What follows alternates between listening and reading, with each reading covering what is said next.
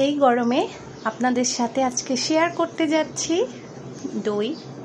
ঠান্ডা ঠান্ডা দই, গরমে দই খেতে খুবই ইয়ামি এবং টেস্টি লাগে। তো এরকম স্বাস্থ্যসম্মত উপায়ে বাসায় তৈরি দই খাওয়ার মজাই আলাদা। হ্যালো এভরিওয়ান, আসসালামু আলাইকুম। Welcome to my Faizan and blog. সবাইকে ওয়েলকাম মাই ব্লগিং ভিডিও। আজকে আপনাদের সাথে শেয়ার করতে যাচ্ছি মিষ্টি দই। তো আমি একটি হাঁড়িতে গরুর দুধ জাল করে রেখে দিয়েছি। তো এখন আমি দইয়ের মধ্যে যে পরিমাণ মিষ্টি দিব সেই পরিমাণ আমি চিনি এখানে দিয়ে দিলাম। চিনিটা ভালো করে এভাবে চুলার হিটে ক্যারামেল তৈরি করে নেব। কালারটা দেখতে পাচ্ছেন, পুড়ে নেওয়া যাবে না, তাহলে কিন্তু ফ্লেভারটা নষ্ট হয়ে যাবে। এরকম যখন কালার চলে আসবে তখনই আমি দুধটা দিয়ে দিব। এখানে আমি খাঁটি গরুর দুধ জাল করে রেখে দিয়েছিলাম, ওই দুধটাই আমি এখন অ্যাড করে দিলাম। সম্পূর্ণ দুধটা দিয়ে আমি ভালো করে জাল করে নেব। তো এখন আমি গুঁড়ো দুধ অ্যাড করে দিলাম কিছুটা পরিমাণ, তাহলে দইটা কিন্তু খুব ভালো মতো বসে এবং খেতেও কিন্তু খুবই মজা হয়। তো এভাবে করে দইটা আমি জাল করব। 6-7টা বলক আসলেই আমার দই তৈরি করার জন্য দুধটা রেডি হয়ে যাবে।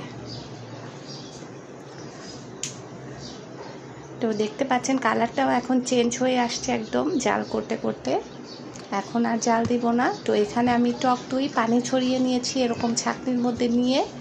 তো দুধটা এখন কুসুম গরম আছে, একটা আঙ্গুল সহ্য করার মতো গরম থাকে, সেই পরিমাণ গরমেই টক দইটা আমি দিয়ে দিলাম। তো ভালো করে ফেটে নিচ্ছি আমি দুধের মধ্যে। তো আমি এরকম কাপ নিয়েছি, আইসক্রিমের কাপগুলোতে আমি টক দই মেখে নিয়েছি। তো এগুলাতে আজকে আমি দই বসাবো, দিয়ে দিলাম। আমি কিন্তু খুব তাড়াহুড়ো করছি, কারণ বাচ্চারা খাবে, ওদের জন্যই তৈরি করছি ঝটপটভাবে। আর এখন যেহেতু 40 থেকে 42 ডিগ্রি তাপমাত্রা, তো দইটা তাড়াতাড়ি হয়ে যাবে। তো আমি টাওয়াল দিয়ে ঢেকে দিলাম।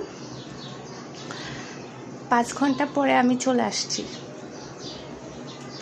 তো 5 ঘন্টা পরে চলে আসলাম, দেখি কি অবস্থা। আমি এভাবেই ঢেকে রেখে দিয়েছিলাম।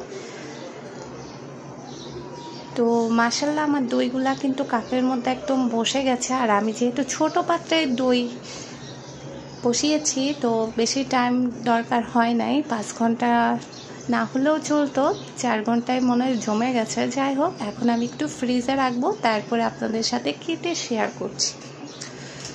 তো এখন ফ্রিজ থেকে নামিয়ে আনলাম একটা কাপ। তো এখন আপনাদের সাথে কেটে শেয়ার করছি কেমন হলো।